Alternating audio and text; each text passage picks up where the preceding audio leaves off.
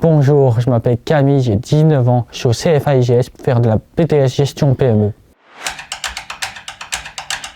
Mon handicap, c'est la surdité. Je suis sourd de naissance. J'étais appareillé depuis mon plus jeune âge, c'est-à-dire depuis mes 6 mois de ma naissance. Et j'entends tout ce qui se passe à côté avec mon appareil auditif. Répercussions de mon handicap au niveau de ma scolarité, c'est-à-dire que je peux parfois pas entendre vraiment bien ce que dit le professeur, ou bien alors quand le professeur interroge un élève, c'est-à-dire que je suis obligé de tourner ma tête pour regarder et lire sur les lèvres, parce que c'est une habitude que je fais depuis ma naissance pareil. Quand parfois j'ai pas l'appareil, on me dit regarde bien, lis-moi sur les lèvres, mais parfois je peux pas tout le temps lire sur les lèvres, je peux pas tout très bien comprendre.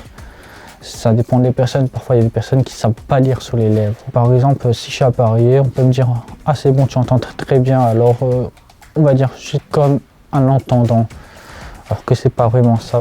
Moi j'ai des interprètes qui viennent en langue des signes, qui permettent de communiquer avec moi, c'est-à-dire le professeur y parle, et l'interprète permet de traduire tout ce qu'il dit, la même phrase en LSF, la langue des signes française, vers moi, qui me permet de comprendre.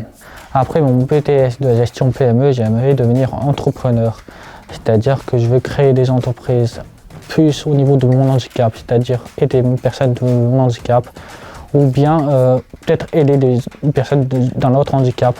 Moi quand je signe, parfois une personne entendante peut comprendre un geste ou quoi que ce soit. Par exemple, si je fais manger, eh bien, il va comprendre ce que c'est par rapport au niveau de la bouche. Ou bien par exemple, si je dis au revoir, il va tout de suite comprendre. C'est un peu une langue des signes parfois qui permet de comprendre à certaines personnes. C'est comme un peu un mime. Non, toutes les personnes ne signent pas totalement. Parfois, il y a des personnes qui sont nées et qui ont un appareil auditif et ils n'ont pas été mis dans une classe avec les personnes sourdes ou dans un établissement adapté pour les personnes sourdes.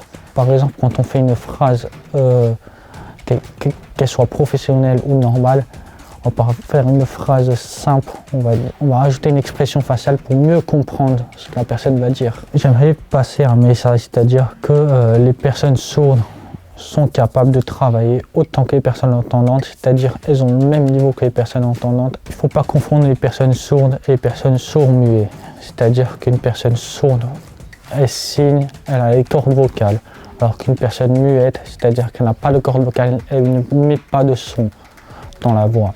Le service HandiGS d'handicap, chargé de la mission handicap, permet de fournir des interprètes ou bien des aides pour écrire à côté.